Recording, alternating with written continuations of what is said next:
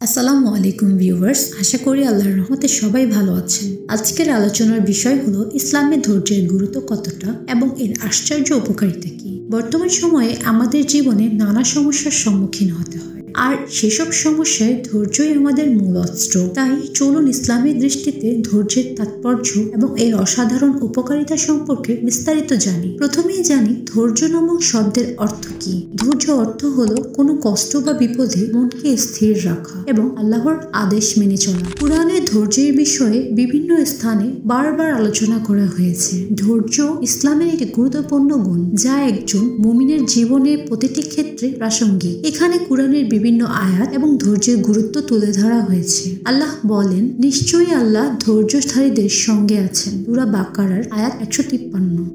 ধৈর্যধারীরা জান্নাতের সর্বোচ্চ মর্যাদায় থাকবে বলে উল্লেখ রয়েছে। চলুন ধৈর্য চর্চার প্রধান তিনটি উপায় জেনে নিই। নিয়মিত নামাজ আদায় এবং জিকির করা, এর মাধ্যমে আত্মশুদ্ধি ও প্রশান্তি মিলে। কোরআন তেলাওয়াত করা, এর মাধ্যমে মানসিক শান্তি মিলে। কোনো বিপদে আল্লাহর ওপর ভরসা রাখা, যে কোনো বিপদে উত্তেজিত না হয়ে স্থির থেকে আল্লাহ তাআলার ওপর ভরসা রেখে সমস্যার সমাধান বের করা।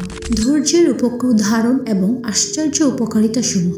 আল্লাহর নৈকট্য লাভ। ধৈর্যধারী ব্যক্তি আল্লাহর প্রিয় বান্দা হয়ে ওঠে। ধৈর্যকে ইমানের গুরুত্বপূর্ণ অংশ হিসেবে উল্লেখ করা হয়েছে। হে মুমিনগণ, ধৈর্য ধারণ করো এবং দৃঢ় থাকো। সূরা আলে ইমরান আয়াত নম্বর 200। মানসিক শান্তি ও আত্মবিশ্বাস। ধৈর্যশীল ব্যক্তিরা সংকটময় পরিস্থিতিতেও মানসিক স্থিরতা বজায় রাখতে সক্ষম হন। ধৈর্যের মাধ্যমে মানসিক অস্থিরতা কমে এবং আত্মবিশ্বাস বৃদ্ধি পায়। দুঃখ কষ্ট কমে যায় যখন ধৈর্য ধারণ করি। তখন বিপদ আমাদের ভিতরে প্রভাব ফেলার সময় পায় না। জীবনে বিভিন্ন পরীক্ষার মাধ্যমে ধৈর্য ধরা অত্যন্ত গুরুত্বপূর্ণ।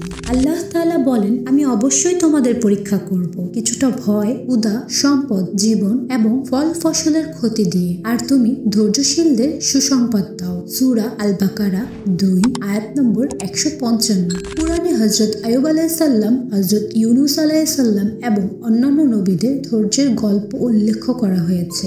বিশেষ করে হযরত আইয়ুব আলাইহিস সালামের দৃষ্টান্ত ধৈর্যের একটি মহৎ উদাহরণ। আল্লাহ বলেন, আমি তাকে ক্ষমাশীল বলে পেয়েছি। কি উত্তম বান্দা সে! নিশ্চয়ই সে আল্লাহমুখী। সূরা সাদ 38 আয়াত নম্বর 44। উদাহরণস্বরূপ নবী মুহাম্মদ সাল্লাল্লাহু আলাইহি সাল্লাম তার জীবনে নানা প্রতিকূলতার সম্মুখীন হয়েছেন।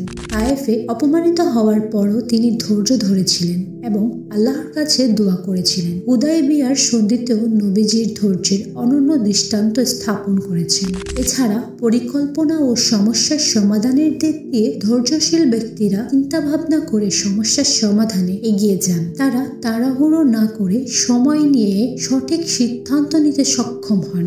ধৈর্য একজন ব্যক্তিকে পারিবারিক ও সামাজিক জীবনে সহনশীল এবং সহানুভূতিশীল করে তোলে। এটি বিবাদ এড়াতে সহায়ক এবং সম্পর্ক আরো সুদৃঢ় করে।